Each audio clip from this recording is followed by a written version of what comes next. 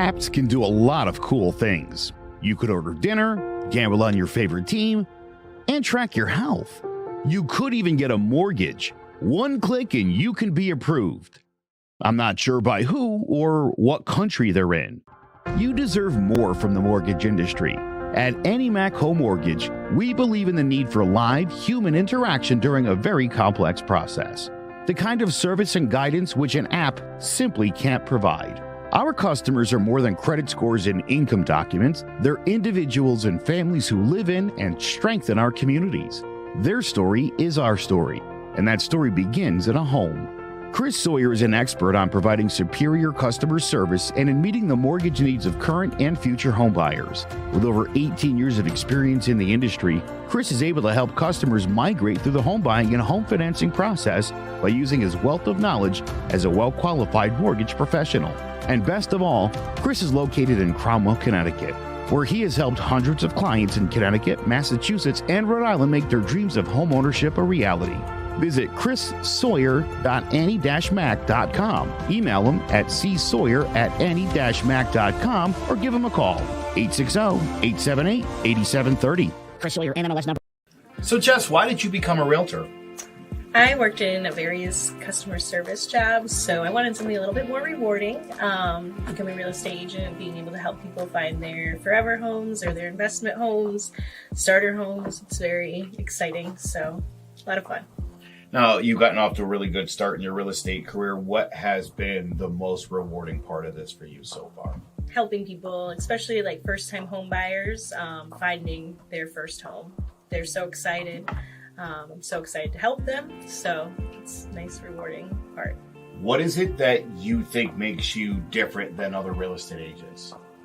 I think that my various roles in customer service has helped me. So I like to ask a lot of questions and I want to know what I'm doing. So I think that helps a lot because I'm not going to steer people the wrong way. I'm going to make sure they have knowledgeable decisions and help them find the right home. Last thing I'm going to ask you is, and I know these are words that you live by, but the mantra at CTBD Realty is? People over paychecks and do the damn thing. And that's what we do.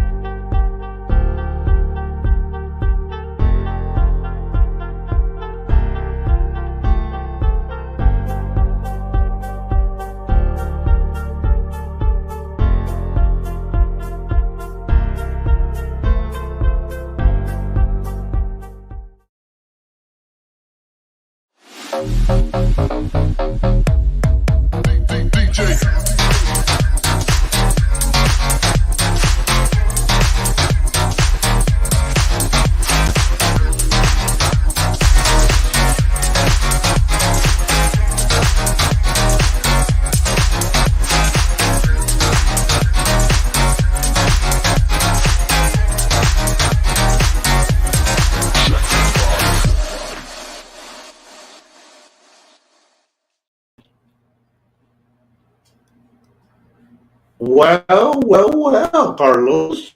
Hey. Guess what it is? Say that again. You came. Guess what day it is? That's great. That's a great start to our show. Yes. And we're on.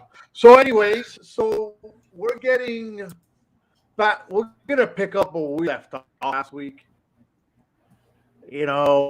With this Uvalde school shooting. But I brought along two guests. They're Owen Mooney's, the host of the HHW show, and Hector What's Vasquez, up, player? the co-host of the HW show. Man, I'm gonna tell you right now, I don't think we're gonna survive with Frank right now because I don't know about you, but his sound waves are going in and out. There's a little bit of a lag on your end there, Frank. Not sure. Not sure what's going on. I don't know what's going on. We'll figure it out. Don't worry about it. You know, I always figure it out. Well, thank you for having us on the show. Thank you. What's up? What's up, everybody? Welcome to the show. Sketchy. Always, he's a soldier. I love Sketchy. I don't agree on almost anything, but I love the guy. We love him in our show too. So,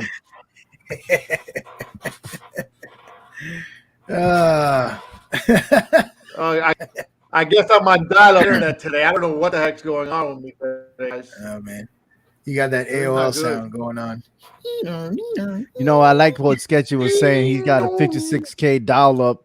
Yeah. Remember back in the way the internet started, you hear that sound.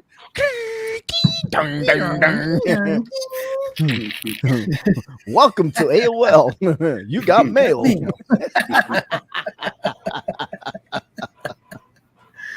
Oh, man, Not now good, I feel not it. good. Ooh, ouch. Man, instead of having the actual It's show, killing we're Frank just going to today, huh? roast Frank because, yeah. It's June 1st, so it's Frank's Day.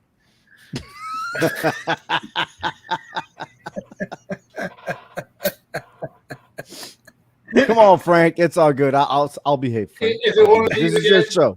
This is your show, man. No, it's all good, man. It's all good. Hey, listen, I'm still trying to fix my issue as I go along. So, All right. I mean, it's cool. Again, I'm Ovi Muniz and Hector Vasquez, and we are with Frank every Tuesday, 8:30 p.m. Eastern Standard Time on the Hard Hitting Wrestling Show. So all you professional wrestling fans out there, tune into us every Tuesday. And also this Sunday, we'll be live for Hell in a Cell Premium, which is happening at 8 o'clock p.m. Eastern Standard Time. So please join us. It's fun, man. It's almost resemblance to this show. We do speak it real. You know, you take the storylines and make it real, you know, how we relate to it and stuff. So on a serious note, you know, Frank, I wanted to say thank you. I know you're fixing your issues there and everything, but Carlos, we had this discussion yesterday of what happened in Uvalde, Texas. You know, we were recapping last week's show that I kind of missed out, so I apologize for that. But I'm catching up. So the complete timeline of the story, I think that's the lead off for this show. Like what exactly had happened, because we had so many mixed stories of what had happened there. First, we heard it one way, then all of a sudden it was a lie, then it was something else. Then the police chief of Uvalde wasn't cooperating, but as of today, I guess that was fake news because he came out in public saying yes, he is still cooperating with the investigation. So again, it's just so many curveballs, and it's like everyone's pointing fingers. Everyone's like it's almost like the rumors, like, oh, the third party said this, the third party said that, and yada yada yada. Then we have the shooting of today, which Zach LaPlante is always talking about. At least 4 people were killed in Tulsa, Oklahoma, and the hospital campus. Yes. So it just seems like this gun violence is it's there, man. You know what I mean? And it's getting out of hand. well, It really is. And Frank, if I I'll tell you recall, I remember after COVID or during COVID, I did say, I kind of predicted that there was going to be an increase in gun violence. You got a lot of people that have been locked up at home, festering in their thoughts, and eventually they're just going to be unleashed. And I think, regrettably, I've been kind of proven correct, but I'm pretty sure in one of our previous shows I said there's going to be more of that. Watch. And so, yeah, I think we here have we are. something. Well, look, this is my issue on this whole thing. I think yesterday there was also a shooting in New Orleans, right? And that's correct. for me, at least for me, and I don't speak for anybody else but myself. For me, a mass shooting, is when you're killing a lot of people, right? But it's not over a fight. You know what I'm saying? There's a lot of shootings that are going on. If I'm not mistaken, I mean, I was looking at an article, and that's why I was scrolling on my computer earlier. There was like 231 gun incidents, shootings within the United States alone this year so far. All right, so but this whole thing of mass shootings. Okay, yeah, right now there's a shooting in Oklahoma. I don't know what that was about yet because I haven't looked at it. But if that's about all right, this guy got in a scrap, the other guy pulled out a gun and started shooting. It's gun violence. Don't get me wrong, but to me that's not a mass shooting. A mass shooting is when you have these crazy individuals or these disturbed individuals go in, shoot up a school, a church, whatever it is, just for whatever apparent reason. You follow what I'm saying? Right. So technically, Frank, I think if I'm not mistaken, intent is not part of the statistics, unfortunately. I believe that I think you just need 4. If 4 people are shot, it's considered a mass shooting. So that's correct. That is correct. I mean, I get what you're saying, but I don't know how to say it.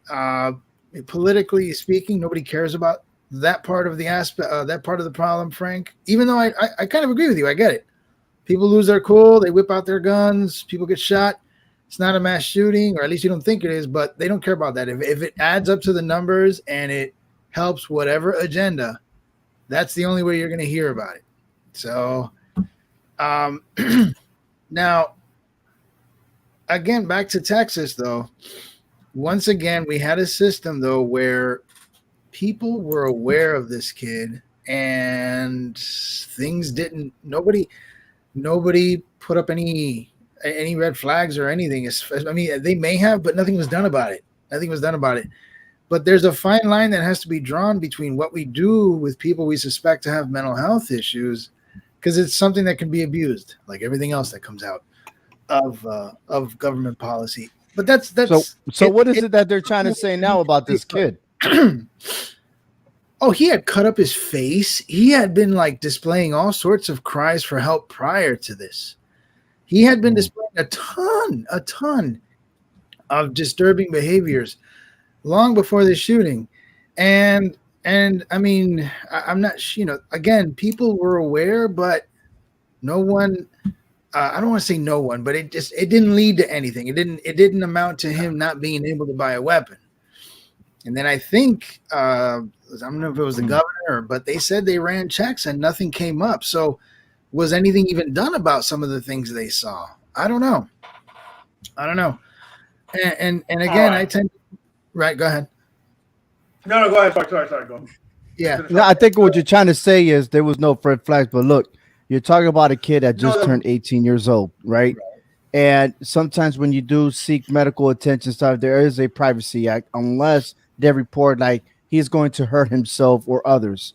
And apparently, look, you just can't assume it's automatic and say, hey, you know what, this guy's going to kill himself, whatever. I mean, there's just other. It's such a gray area that even the experts still get it wrong. You know what I mean?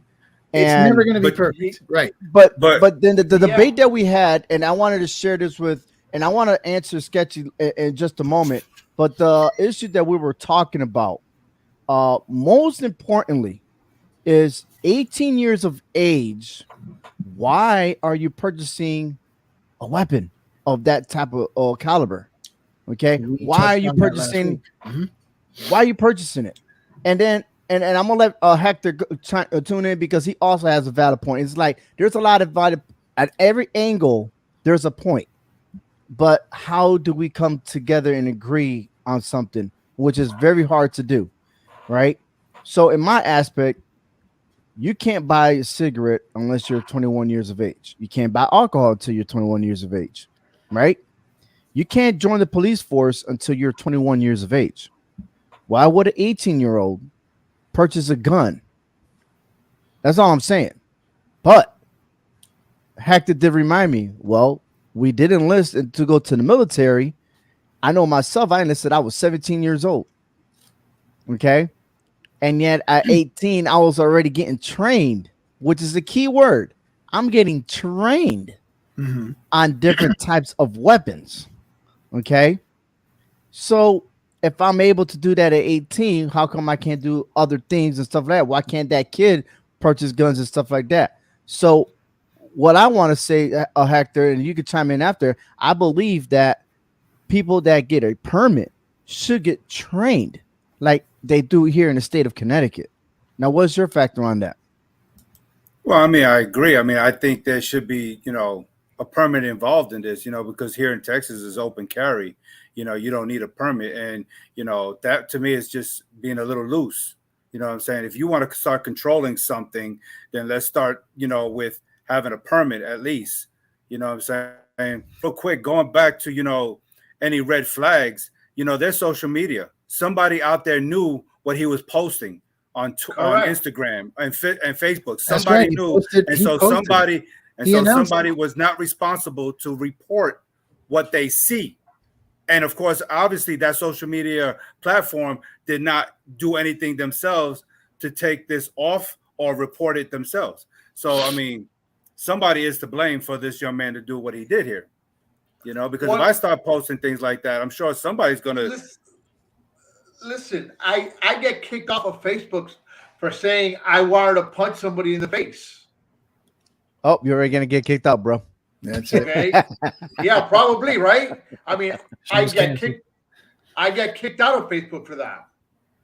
I believe last week my sister said, either last week or the comment or the week before, my sister posted something and she got a warning. Oh, I wanted to punch this kid in the face, is what she posted.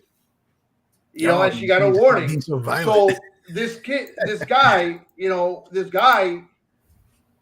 posted stuff on social media saying what he was doing. I'm going to go shoot up in elementary school. I think weren't those the words? I think it was something to that extent. So yeah, where was the Facebook police? Where was So it's ridiculous to me. Now there was another thing on this that I saw that on when he turned 18 years old, he went and he bought the ARs, right? Expensive ones too, I heard. Yeah, but they were top quality AR-15s. Here's the thing: where's the waiting period? Hector can speak on that. Hector, okay? No, listen. I bought my first gun in Texas, and I had to wait 3 days to buy it. I mean, to get it, to have it given. I don't think he bought them and then just got them the same afternoon, did he? I believe it was either that or the next day, because there wasn't much time. Because he went and they said he went a couple days later or a week later and he purchased another one, and he had both of them within a week. Right? Sketchy. It's fine. He bought it on credit to the gun store. Great, not whatever it is. He bought it credit like, yo, I'll pay you later. And guess what? Right. He just lost that money. Yeah, but the point here is, where are the laws?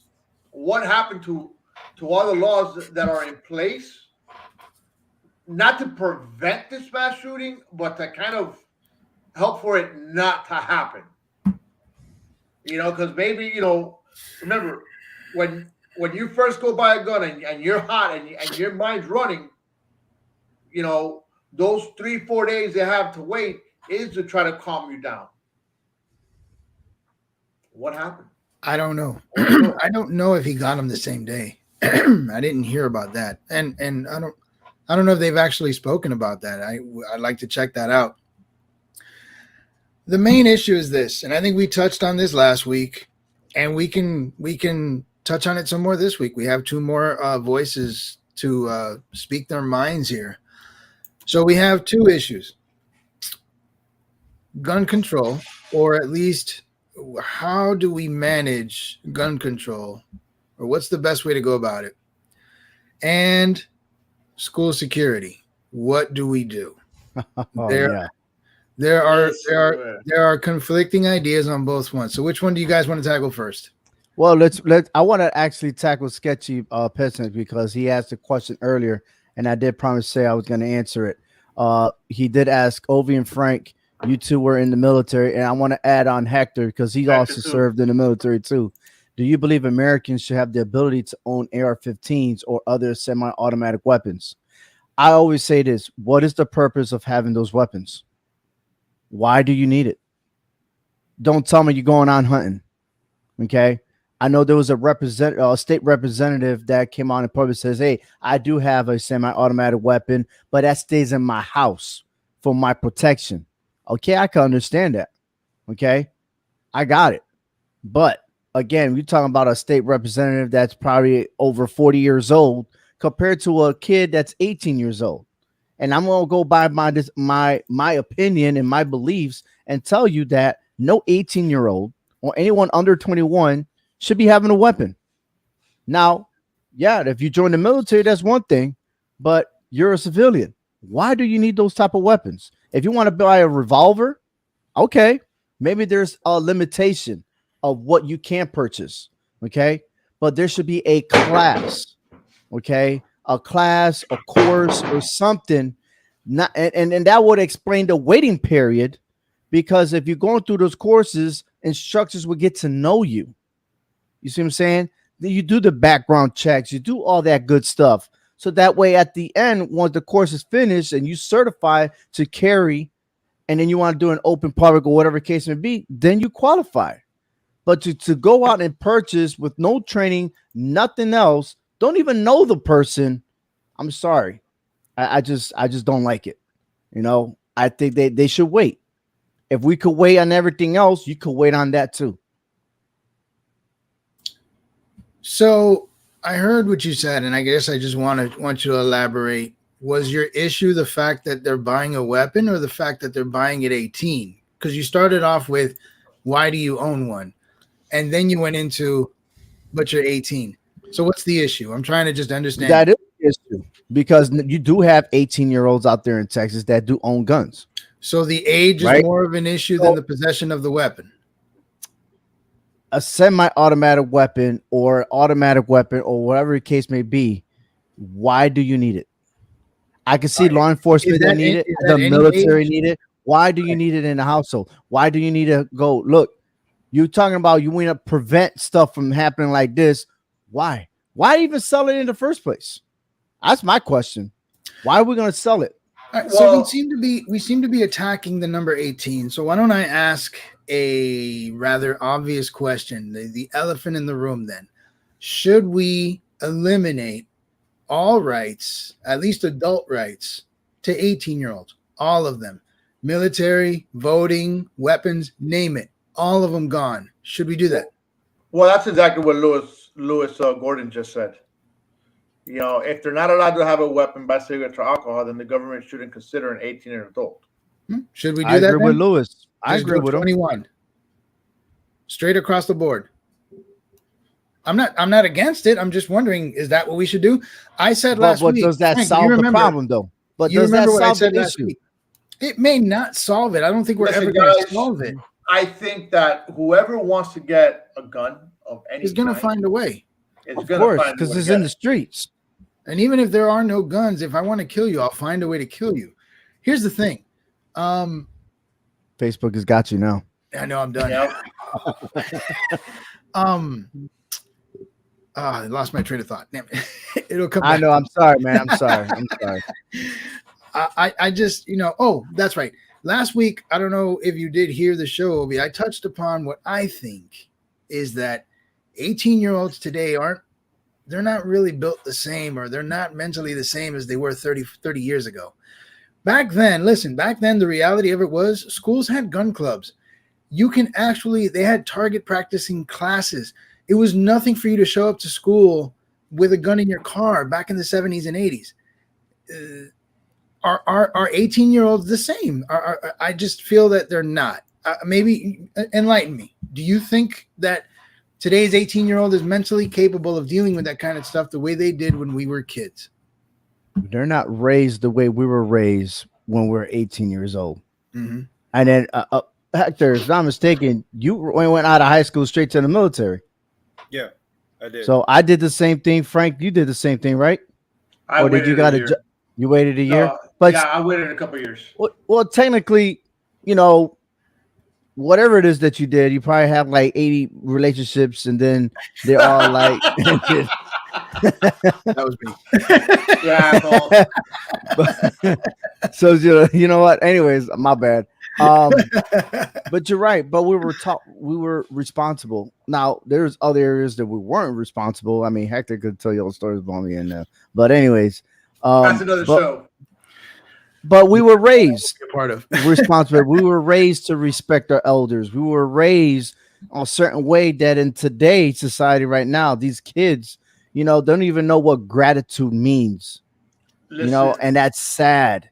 And So then you then want to depend on them to be adults, but they can't be adults. So, but then yeah, go ahead. I'm sorry. I thought No, you were no, done. no, Go no. ahead. No. Go ahead. But there's so much because if I'm not mistaken, I think we covered this yesterday, Frank, was that the government is trying to micromanage how we live in our own households, the way we raise our kids and everything else. You know, everyone wants to have a voice. Everyone wants to say whatever it is without any repercussions and stuff like that. But we're also seeing it through politicians. They don't even respect each other. So our whole entire government, everything else is just falling apart. Look, I want to say this. The way that we were raised, the way that we all went to school, I mean, and even when we were in the military, how many times did we all just sit there and just rag on each other, talk shit about each other, all right, insult each other on a regular daily basis?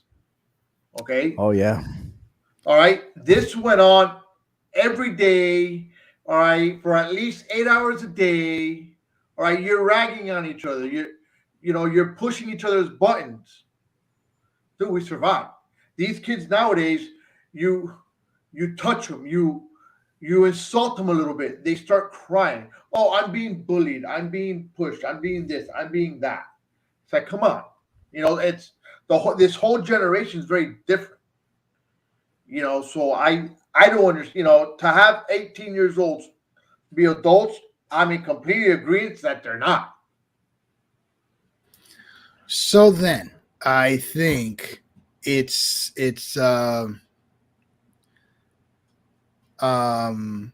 think it's reasonable to say then that we need to start reconsidering the actual age of adulthood, because it doesn't seem like the 18-year-olds of yesteryear are very adultish. And so I'd be okay with 21 across the board, but that would be everything then. And then that would also implicate parents. But at this point, we're trying to save lives.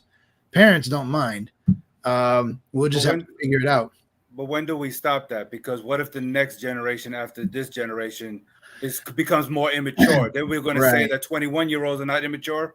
You see what I'm saying? It's got to stop sooner or later. I agree with you, Hector, but I think we can also understand and agree that life in general is never constant. Things are always changing. Norms are always changing.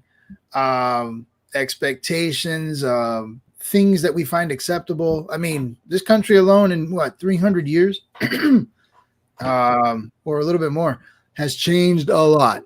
And so things don't ever stay the same.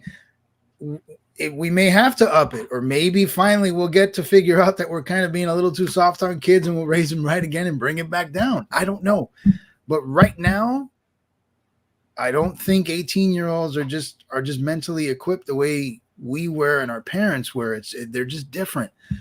And so maybe that needs to kind of start changing across the board.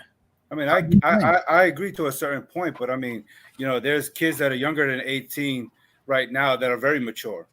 Probably more mature than any one of us in this room right now. Probably. So we can't really fault everybody, because those kids will soon turn 18, and they probably are the mature ones.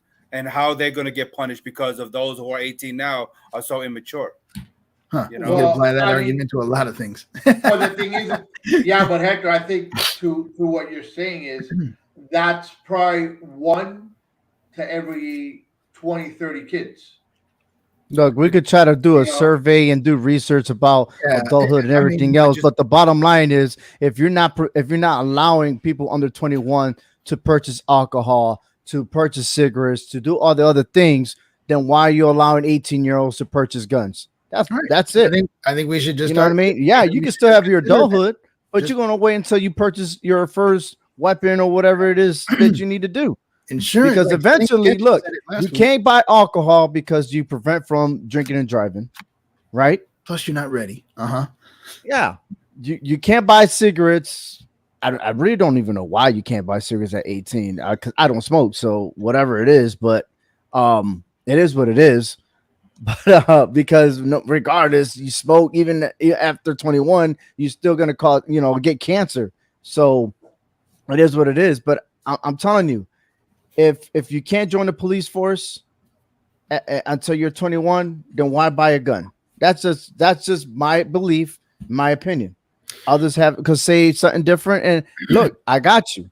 But how can we prevent from mass shootings to happen?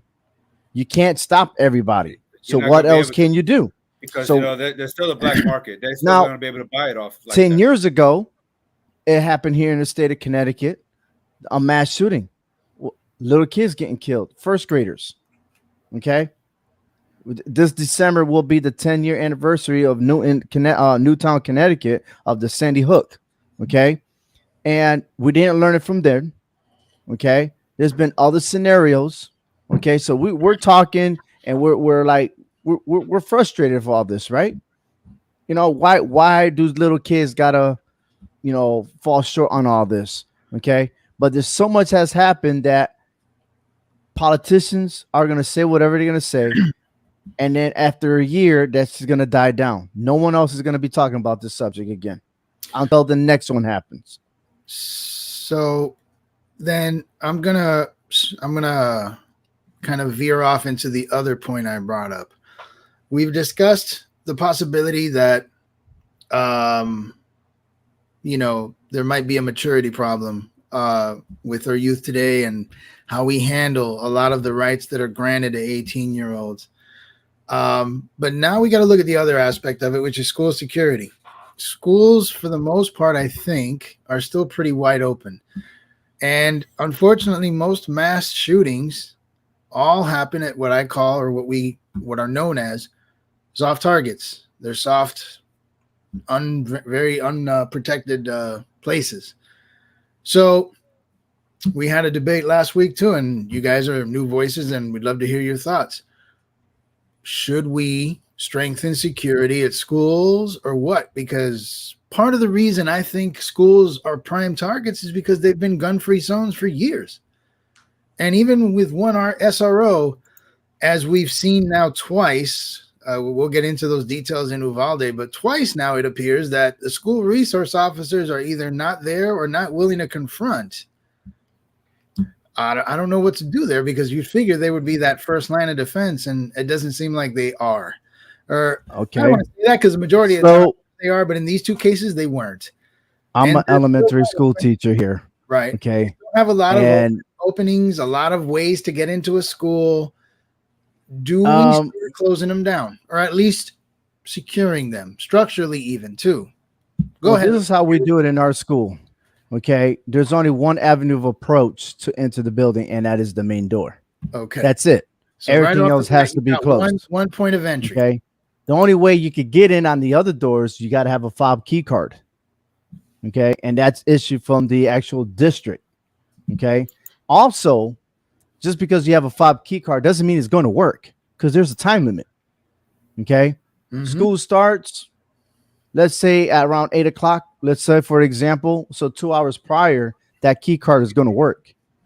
When school is over, 2 hours afterwards, that key card is not going to work anymore, because you already expected that you're going to leave the building. You see what I'm saying? Right.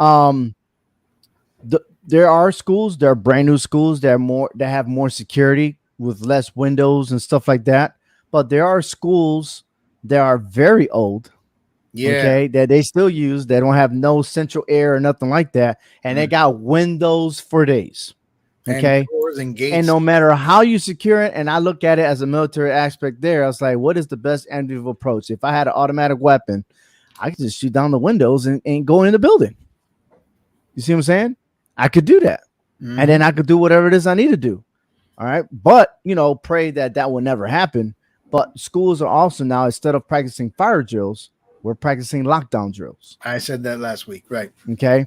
And so the way they're doing it, it's kind of iffy, but it's a system that the district agrees that that's what they want to do. I'm looking at it as this. I have a door that goes right outside in my classroom. If I hear something or I feel like something's safe, you think I'm just gonna lay down and just wait? No. Hey kids, let's go. We're gonna move. Okay. Now I can say that because I've been through hostile environment before, but I can't say that for everyone else. Okay. There's been speculations and talks about arming teachers. I'm gonna tell you right now, that is the wrong idea. Okay. Because check this out. In the military, we train, and I got to train from my battle buddy on my left, my battle buddy on the right.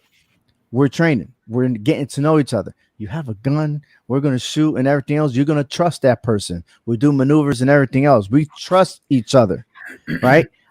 I can't trust the next teacher over. We got teachers that can't really deal with stress. Okay.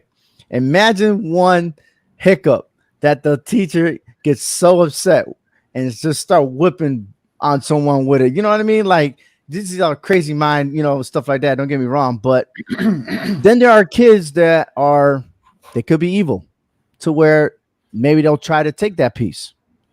You see what I'm saying? And it's a whole another level of responsibility to try to arm teachers. And I think that's just a bad idea.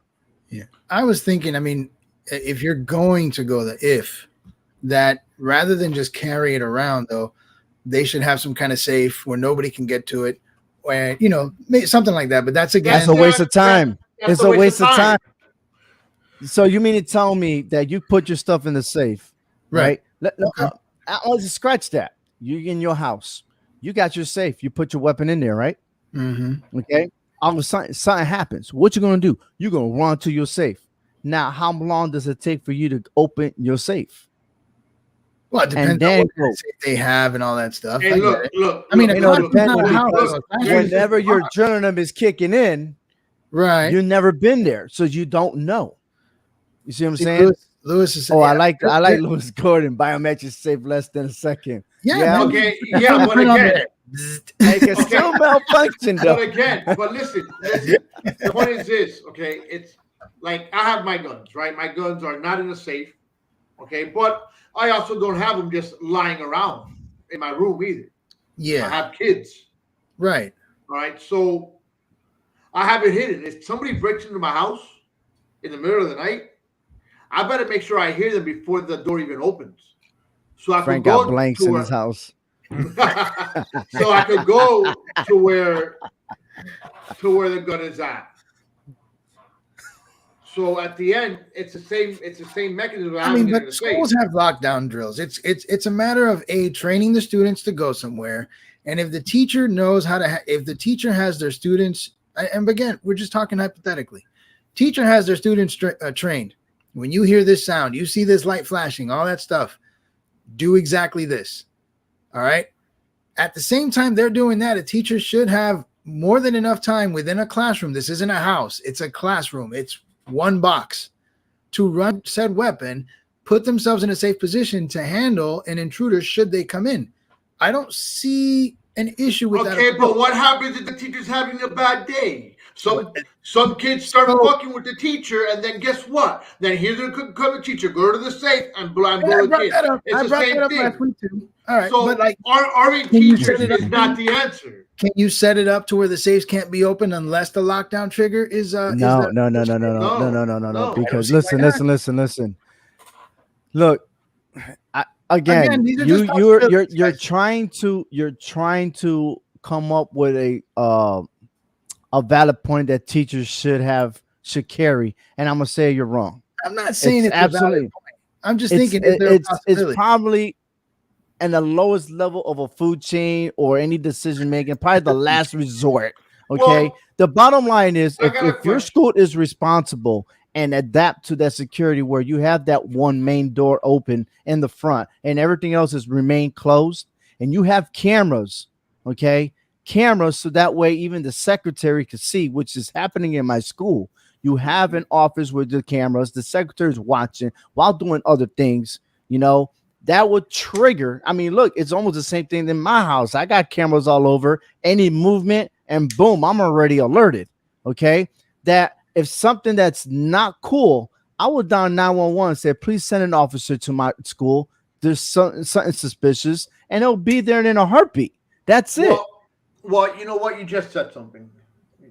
Call 911 and they'll be there in a heartbeat. Sketchy, we'll get to your question in a minute. But all right, I'm going to tell you though, in Uvalde, you had people calling 911. The cops didn't do anything. They stood outside for an hour. You know why? Who's to say because they called 911? You know why? School, because they're not trained.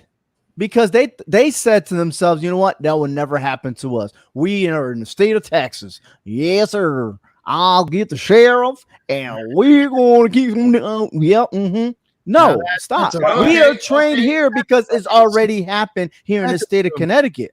That's why. That's assuming. We already had casualties. We don't want another casualty. Okay? That's why I tell you here, they will respond. Matter of fact, we did have an incident to where it wasn't in the school ground, but across the street, somebody got stabbed and ran away. The guy ended up running behind the school in the woods. So they had to initiate a lockdown, okay? And they had to follow the protocol. We had to stay inside. And matter of fact, it was just when school was about to open. Kids were coming in and everything else, and we had to rush them in there without informing the kids what was going on. Hey, man, go straight to your homeroom, sit down, be quiet. Don't worry about it. And then we just continue our daily thing while the police officers and everybody else did what they had to do. It's that quick. Yes. If you have the system in place, you can do it, but you can't be complacent about it. Sketchy, I brought up Israel last week. And I think that's exactly what they do in Israel. If I'm not mistaken, they have guards everywhere. In every, like, there's a guard always roaming around with I think with an automatic weapon. Don't hold me to it, but they're out there and they're present. So would that be a bad idea? Should we just start having security at all these like soft targets like he just listed? Well, Hector, I know last week he was also saying that if we, arm teachers or schools, we should do churches and movies and all those other establishments too, right? Yeah, and I mean, looking at Sketchy's, comment there, what about all these other places? I mean, have we looked at the percentage overall? We're focusing on what happened here in Texas in a school. Okay, I understand that. I'm not taking nothing away from that because it hurts. Because I am now a Texan. Okay, I've been living here for over 20 plus years, so I am considered a Texan. This hurts. Okay, the future of our children is being taken away from them. I'm not taking nothing away from that. Okay, but why are we not talking about all these other places? Okay, 11% of these mass shootings are happening in schools. The percentage is higher in places like bars, restaurants, retail stores. Okay, but we're not talking about protecting those people. Okay. Those people's lives matter also. They are children to someone out there also. They may not be a little kid, 9, 10 years old, but still they are a loved one to someone and their life is being taken away. Okay. So you telling me that, we rather just focus on the school issues, but then now my safety is being jeopardized because I want to try to have fun going to the movies, or I got to go grocery shopping, or I want to go to a retail store. It's just getting out of control that we're just focusing on one issue and trying to fix one issue when there's so many other issues out there, that needs to be addressed. Hector, let me ask you a question then. You're in Texas. It's an open carry state, right? Yeah. Is it open carry enough then? I mean, if you're talking about all these other places, which you're right, I'm not arguing with anything you just said. But if everybody was comfortable enough to carry and defend themselves publicly, would that be the case? I guess I want to understand to what extent is open carry in Texas? I personally don't agree with the open carry because that's just giving anybody and everybody just the privilege, to make the state of Texas, who wants to be independent from the United States, the okay corral. I don't agree with that. I believe that we should be, licensed and properly trained. Okay, so we know how to handle a situation and know how to deal with the law enforcement when a situation arises that I'm, exercising my Second Amendment here. So is Okay. the issue the carrying of the weapon or the lack of training? Because that's key. It doesn't sound like you're against people carrying, anybody carrying. It just what bothers you is what training they've received prior to getting the weapon. Well, I mean, I don't know if training is going to really do much. I mean, It has to help. the training will help you to a certain degree on certain things, but this is the thing. I'm sorry to cut you off, but we're on the training side, right? I've seen to have a concealed weapons in Florida, and I can only speak about Florida of what I've seen. Okay, the only you get trained on how to shoot the gun,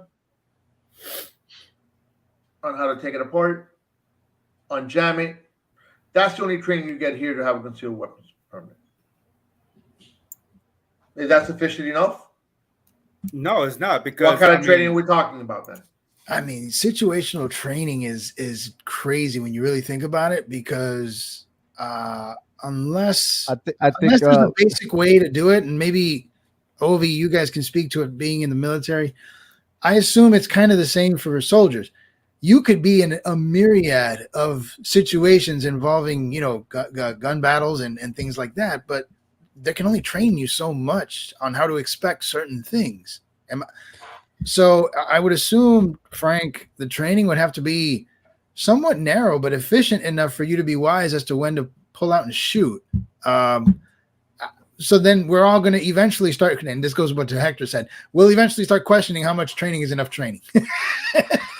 Well, when I said training, when I meant about training, look, training is not going to get to, like, if someone's going to do something, they're going to do it, training or no training. Okay. I think the misconception that that y'all understanding is, and I'm going to try to twist this around, is that, look, if you're coming to me, okay, and you want to purchase a gun, first thing I'm going to say is, well, do you got a permit? No, then you need to get some training. Okay. And extensive training, I don't know how long. I don't know. I don't have the answer, but at least long enough to know that, listen, I know this guy. And again, you can know the guy, and you might do it anyway. You know what I'm saying? But if you're talking about seeing the signs and everything else, there's got to be a way before you hand that weapon to someone that you are sure enough. And it's not, and I don't have the answer. This isn't an ideal, right? Then once you give that permit, you know, look, this guy's a good guy. He got it, because eventually you could do a background check and it might not be perfect. And that's something that we're learning right now.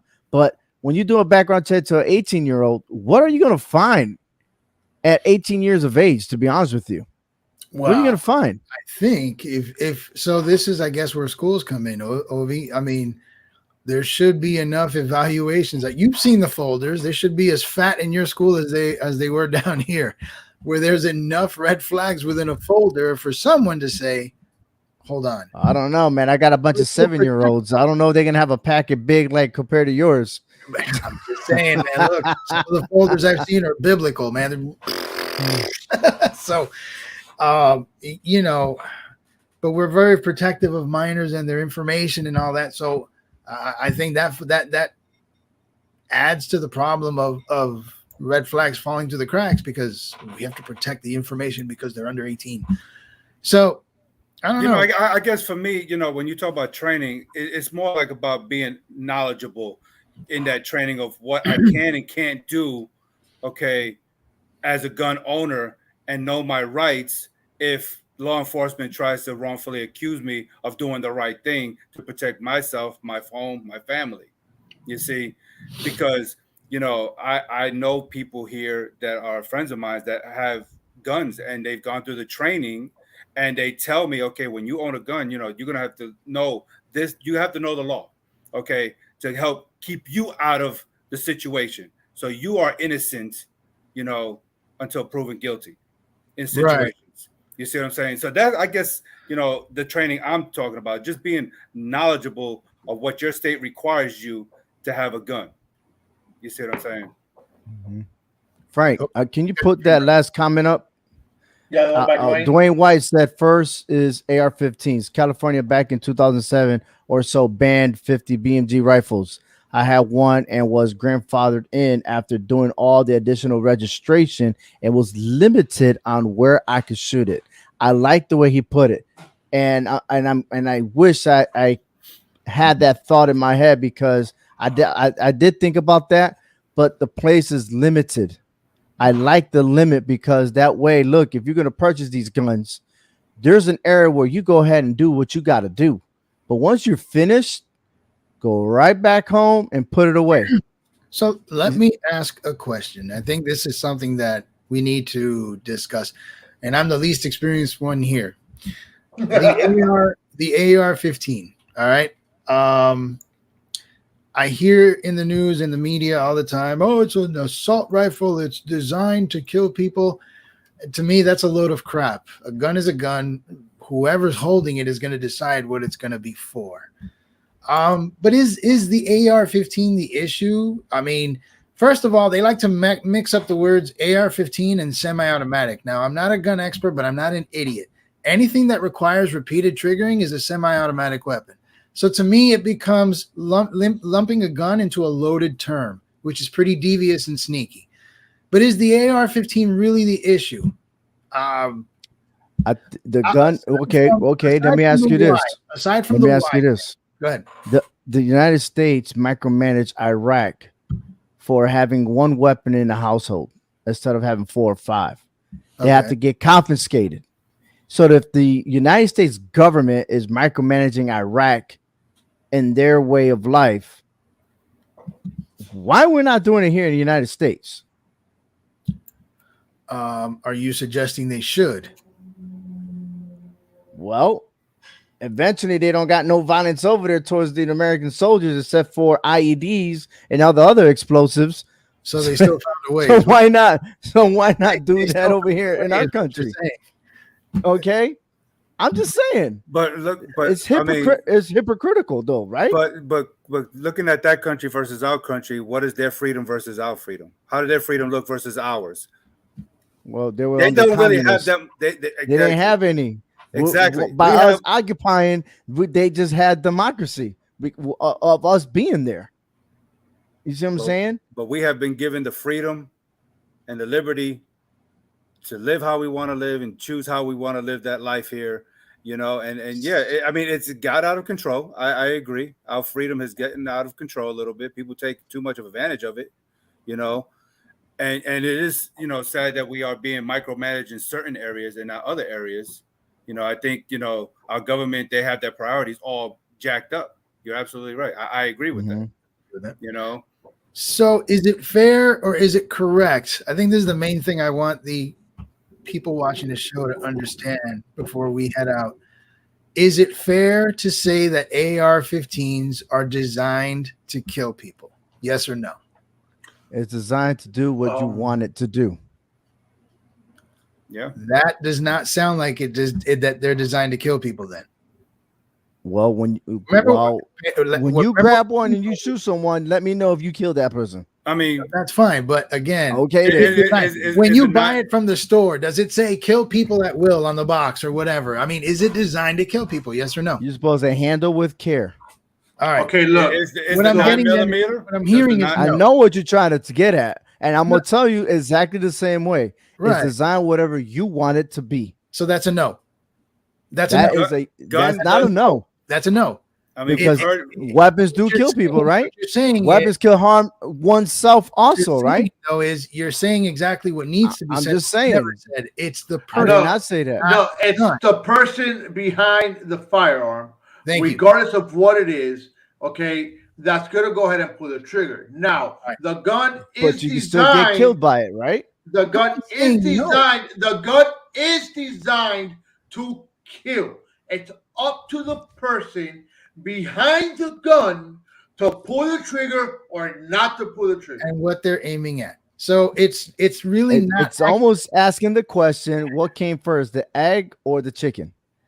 It's not accurate though to say that the AR-15 is designed to kill people. That's not accurate. But let me ask you another question. And again, I'm asking you guys because you understand these things better than I do. Is the term assault rifle correct? I mean, when you say assault rifle, it assumes that the rifle was built specifically for assaulting. Is that a correct term? Military terminology, yes. I mean, you use it for the military because you're not going to use a 9mm Glock as an assault weapon in the military. Right. I mean, I believe they use that terminology for the military because we have assault teams, you know what I'm saying? And they need a specific weapon to do the job, you know, in the military. Now put that back. Put that. Yeah, there you go. So, if you're part of an assault team, Hector, and again, I'm really, because I hear these things all the time, and I just want to make sure you're part of an assault team. So by definition, anything you're carrying is going to be used for assault because that's what your team is built on. But let's say I'm not part of an assault team and I have an AR-15. Is that an assault weapon? Or does it become an assault weapon when I assault somebody? Is it an automatic? Is it a rapid fire magazine fed automatic weapon? It shouldn't be. I don't think anybody should be. That is an assault rifle. It's an illegal. It's illegal to have any automatic. It's an assault rifle. You want the answer, and I'm telling you, it's an automatic weapon. You spray. If it sprays, it's an assault rifle. No one owns sprays anymore. That's been illegal for years. Some people still have them. Then it must be some grandfathered and stuff because you asked the question assault rifle.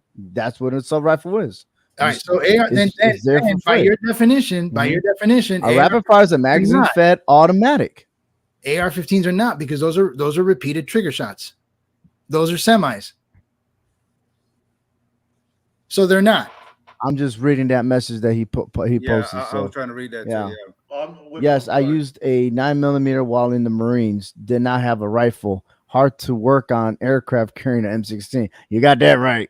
It's always hard to do PMCS. But I get, but I get what he's saying. It's just depending on your job description in the military. No matter what branch, you know, you're going to be issued the weapon that you are going to be designed to use it for in whatever job situation it is.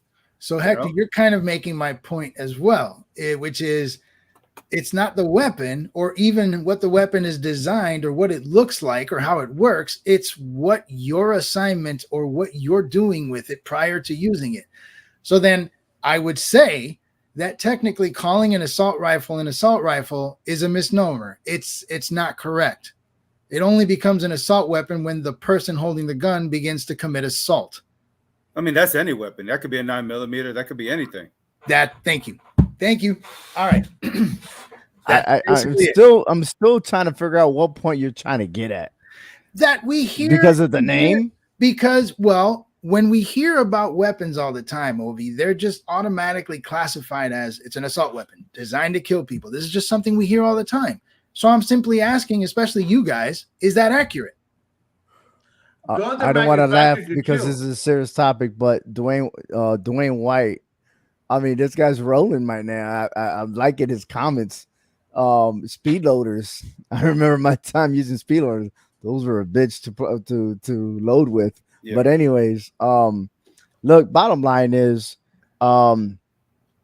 overall, we have to think about the safety of everybody. Thanks for the and the thing is, yeah, that one hits hard. It hits hard, and Hector was saying that it's dealing with kids because now they missed the whole entire life.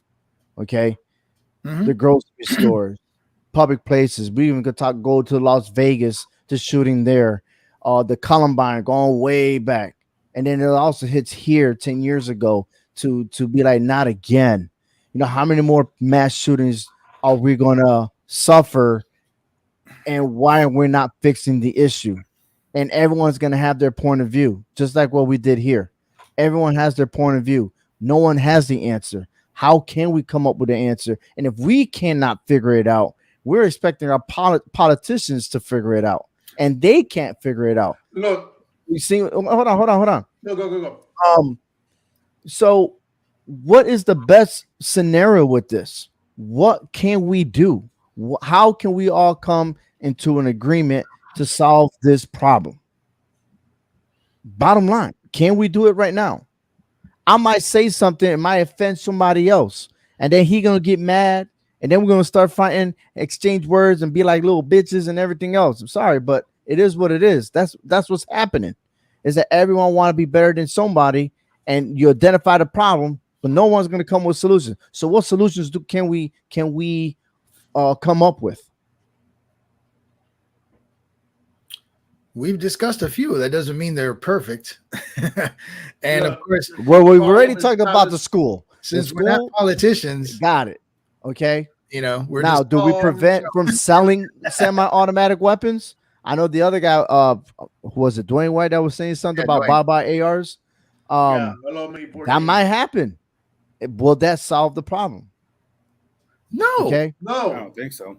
No. But then we go back to previous from yesterday's, and I know it wasn't on the show, but we were talking about. Look, there's so many issues. Yet we're worried about dumb shit like we can't say gay. What's up with what's going on in Florida about gay or whatever it is? Then we're talking about women rights like abortion. That's happening. I mean, there's just so much stuff. But what is the priority? What are we? What's going on here? That's easy. You know what I mean? That's the priority. Votes. And guess what? The ones that we don't want in office are winning. That's the problem. People get too comfortable in Congress. You know what I mean? I was like, look, these guys been there for ancient years, and yet it's the same old, same old. They don't want to. Just saying. Ovi, I told you this. If you if government solve problems, there's no need for them to work. That's the whole point. Is that what it is? Yes, that's exactly what it is. I missed that class. A problem, man. You can solve your way out of a job is what you do. Vote for me because everything that or get assassinated.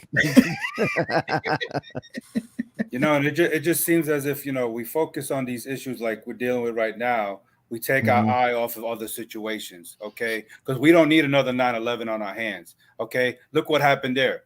So much security, they breached right through it and took all our planes and just killed thousands and thousands of lives, okay? So it's like, you know, this is just getting, I think I said this last night on the show. If we're not careful as a country, we're going to be under martial law. Hector, you bring up something interesting. 9/11, when it happened, security really wasn't all there because I think it was box cutters. I think you were allowed to bring those. And so back then they got on. Cockpits weren't locked like they are now, but it's weird. But it's just seeing the signs, you know, just like we should have seen the sign of this 18-year-old who's on social media. Yeah. You know, you gotta be able to recognize the signs somehow that something doesn't look right, that something doesn't seem right. Okay, but the problem is this. When you recognize a sign, what are you going to do about it? Because that's what's going on here. People are seeing signs because now everybody's saying, oh, yeah, you saw this kid. He used to abuse animals. He will cut himself up. He was, you know, he became very, very dark, very, very secluded. Yeah, but how much of all that is true, though? How much of all that is true? Where are we getting our sources on that one, man? Let's just say it is. Let's just say it is. I don't believe it, man. We can get into the details of whether it is but let's just say, for the sake of the conversation, it's true. From stories that have been going on, okay? So, you know, the kid had a horrible relationship with his mother. Oh, yeah, I get that. Okay. He shot his grandmother. Got it. All right. So that was the indicator right there. Yeah, but at that point it's late because I know. And that's the point is it's always going to be too late. But prior to, he was saying things to people. Okay. I think what we're dealing with here is humanity. So was he saying things to people, or was it the initial report to where he was a quiet boy? Because that's what they were saying. He was very quiet. He was to himself. So if you're to yourself, how do you know this person? We're trying to basically figure out the answer to how to see a human, or how to find out when a human is going to snap. I don't know if that will ever happen. Don't, but I think that when we see these signs, we one, have to pay more attention, and two, report them in the right way. You know, hey, look, this is what I see. Investigate it. Could be nothing, but it could be more. And we need to harden targets. I mean, the thing is this, though, like, You can harden every target. If I go down taking 5 or 6 people with me, even if you shot me and you did bring up more security, you probably saved hundreds of lives. But I took down 6, and it's considered a mass shooting.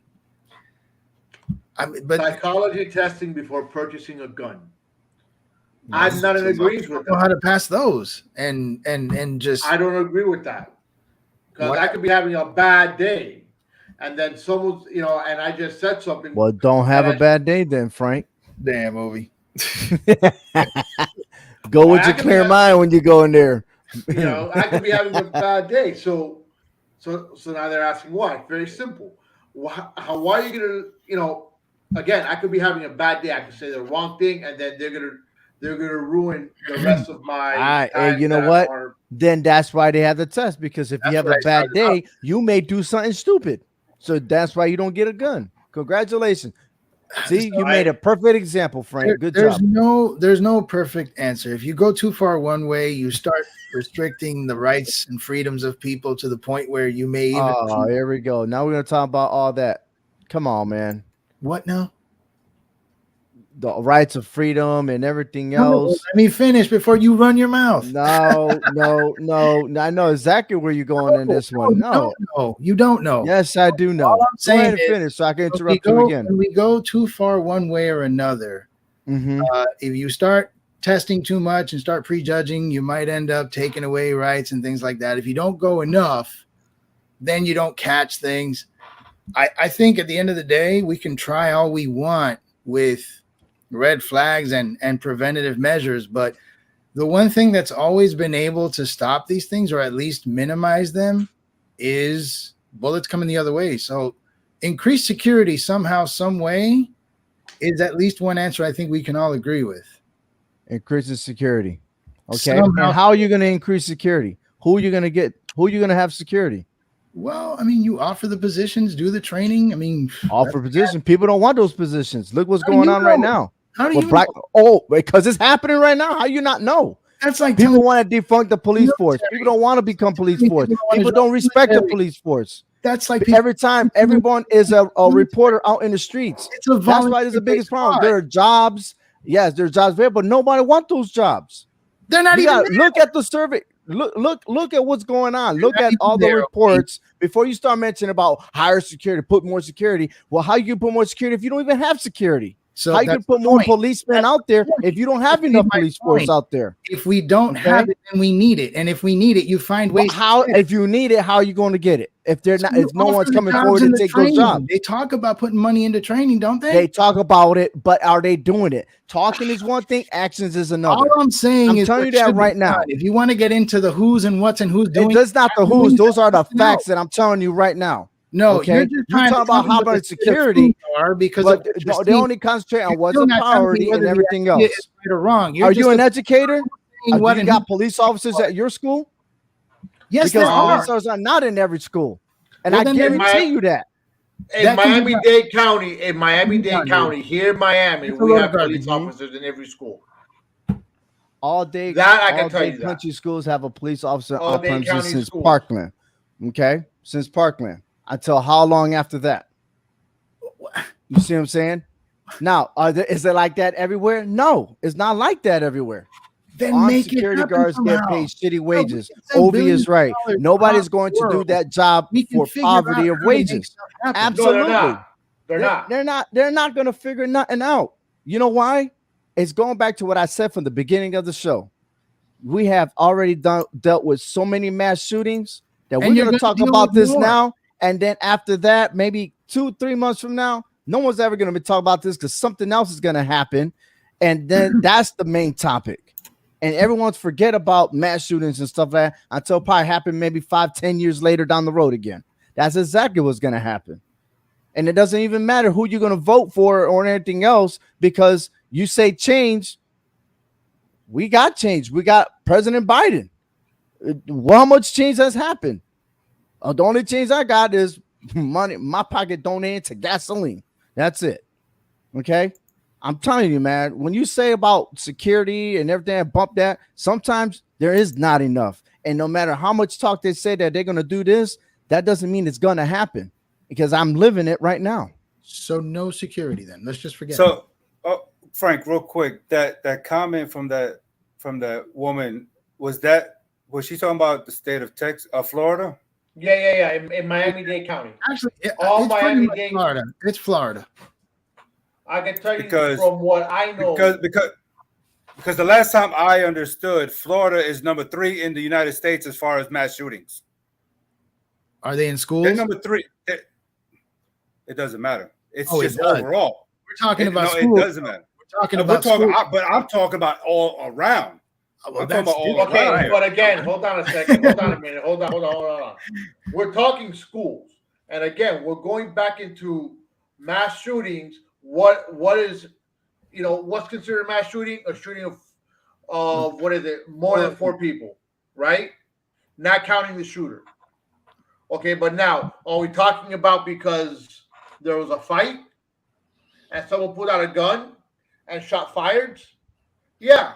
See that right there was Okay. my point. But are we talking about school shootings?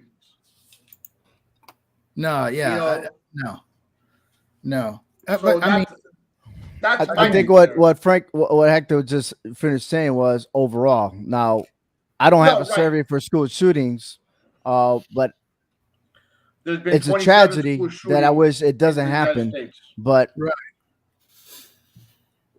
again, There's- it's a sensitive subject to where if someone's going to do something stupid, they're going to do it regardless.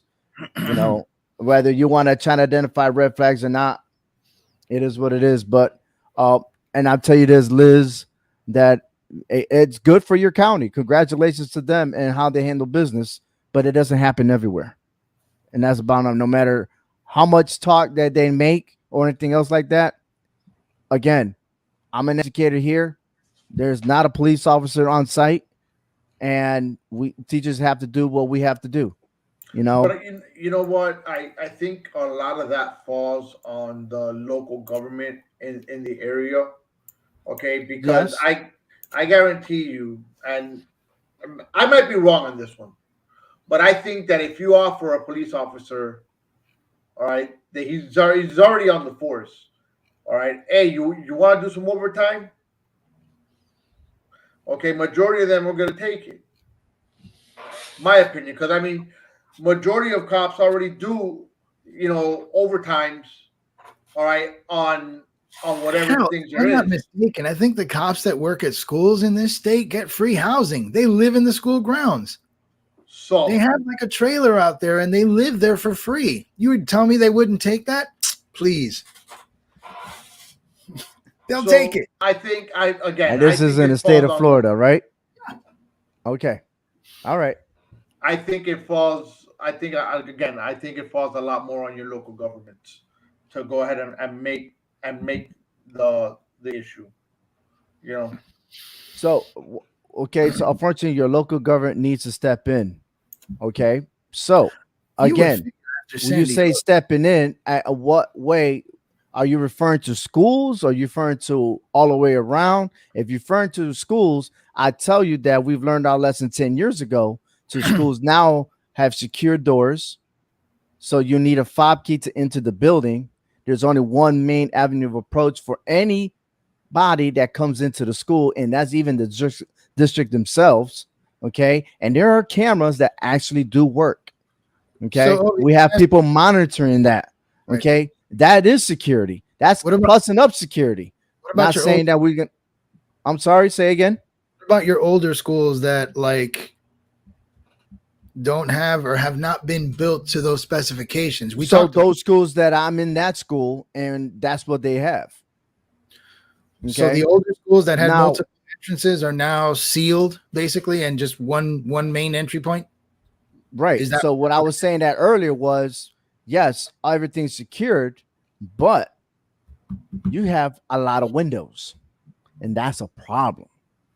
Because if someone wants to do something stupid, you could take down those windows, is what I'm saying. Okay. That's just a military aspect. I'm just trying to say. The say of you can't fix stupid applies to mentally unstable people shooting schools. You can't confiscate all ARs in the USA. If they try, they will have the same success as the war on drugs. It will move underground. Absolutely. And you got a great point there. Plus, got a great point there. Plus, if you did and you managed to confiscate a bunch of those quote unquote ARs and the underground business thrive, the numbers of mass shootings will increase and be worse per event. But there are programs out there that if you turn those weapons in, you get cash back. You don't get enough cash back for them. How do you know? Did you try? No, but I've heard. All right, then. I've never tried it. What do you get? But you know, you got a coupon, a coupon at KFC.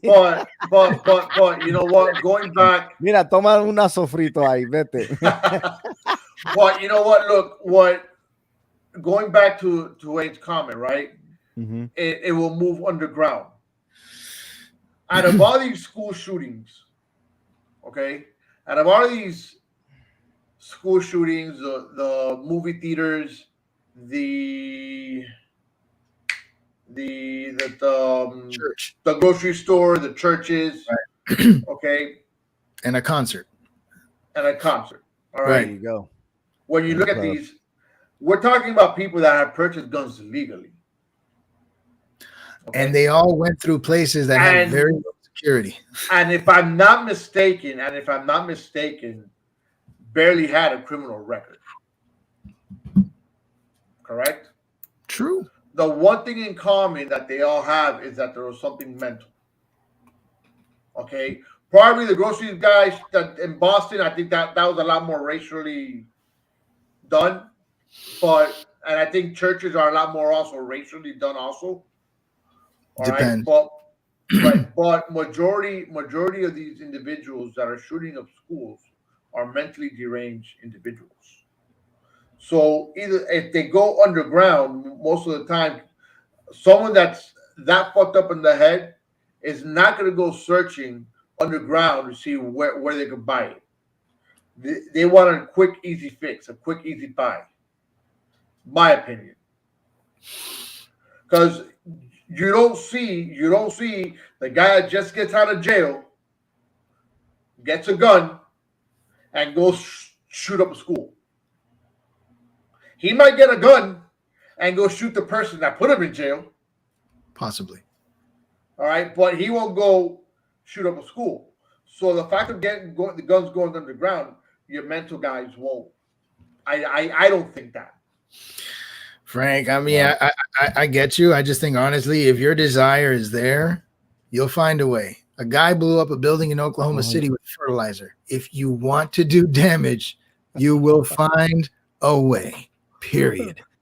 Well, that's true, because like I remember back in 2018 here in Texas, a 17-year-old kid, he didn't use an automatic rifle, but he had a shotgun, he had a caliber revolver, and he also had things like pressure cookers and pipe bombs and propane tanks, and 23 people, you know, was either hurt or killed that day in Santa Fe, Texas.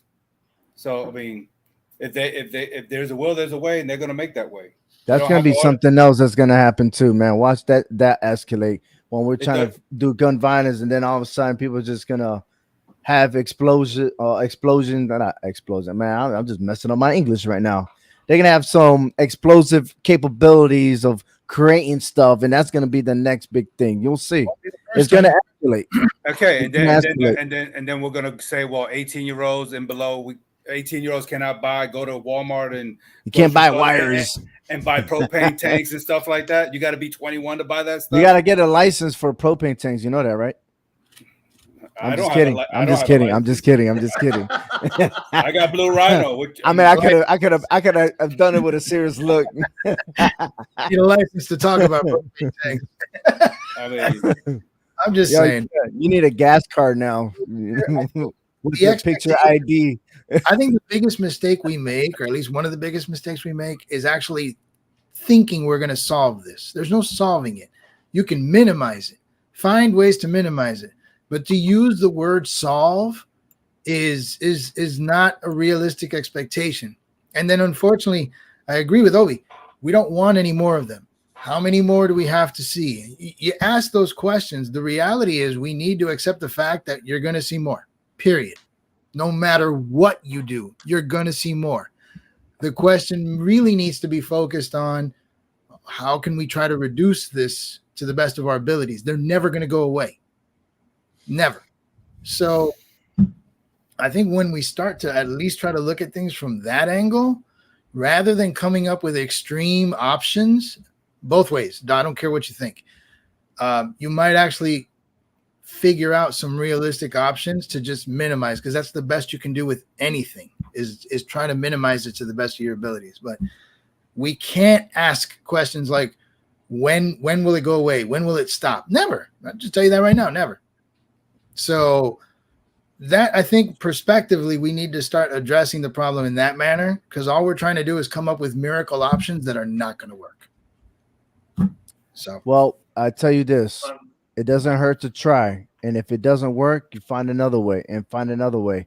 But if we're just going to sit here and say, and I'm not us, I'm just saying, like, if the Padres out there are just going to sit on their asses and not make an attempt, then nothing's going to happen. And that's what they've been doing for I don't know how long, but that's what's going on.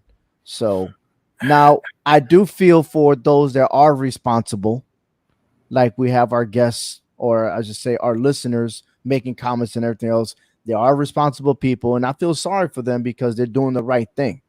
You know what I mean? And it's just sad that we come this far for this to happen.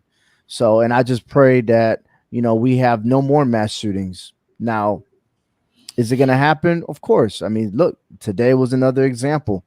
Who knows what's going to happen tomorrow? And then something else is going to happen the next day. But, you know, our prayers or thoughts go to the Uvalde, Texas people. Uvalde, Texas residents, to all the victims. And again, 10 years ago, it happened here in the state of Connecticut. And prayers to them too. I mean, these kids could have been in their junior, senior years right now. So, but yeah, I like to say thank you guys for having me on the show. Hector, I Frank, appreciate it. Calito, man. Calito. Oh, I don't know about you, man. No one ever. Maybe we'll have you in our show, man. Go watch some wrestling or something. Oh, that way you get that negativity off your head and just enjoy the sports entertainment. Here. Listen, Yeah, guys. tell me stories about your Hulk Hogan years. Oh, those are the years right there. Yeah, because Hey, Sketchy, good. Thank you, Sketch. you know, because in our world of the HHW show, we got a faction that has a massive amount of titles. So you know, and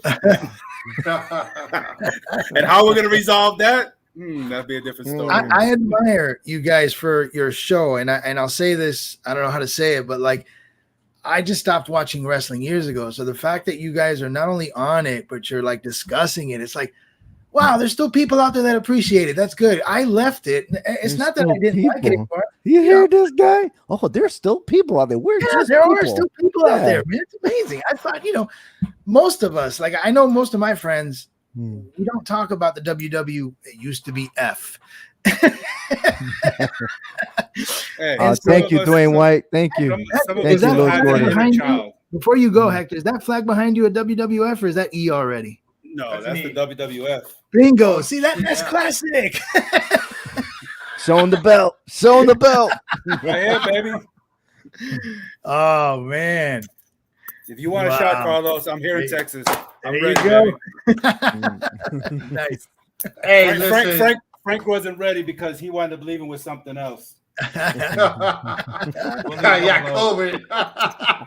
Yikes. Hey, listen. I'll stop by one day, man. I wouldn't know what to say, but I'd love to stop by and just hear you guys talk about wrestling.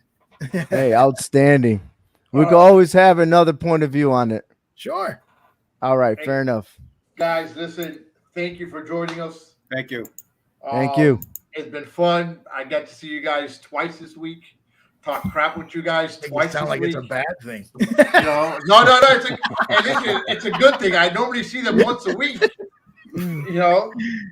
So again, thank you for joining us. You guys have to come back. You know, another time. Hopefully, it will be a different type of show where we're not discussing. As long as you're sober, I'll be here. No, those are the best. You got to be here when he's not. Yeah. Opie, listen. When he did that in my show, We're he not was going to looking for discuss that. We're not going to discuss that.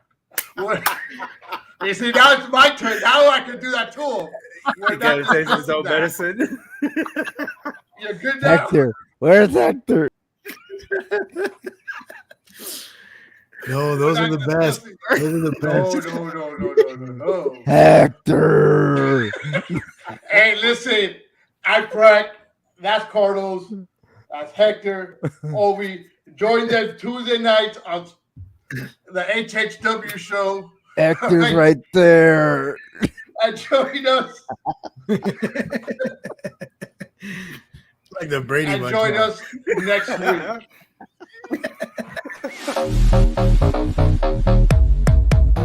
DJ.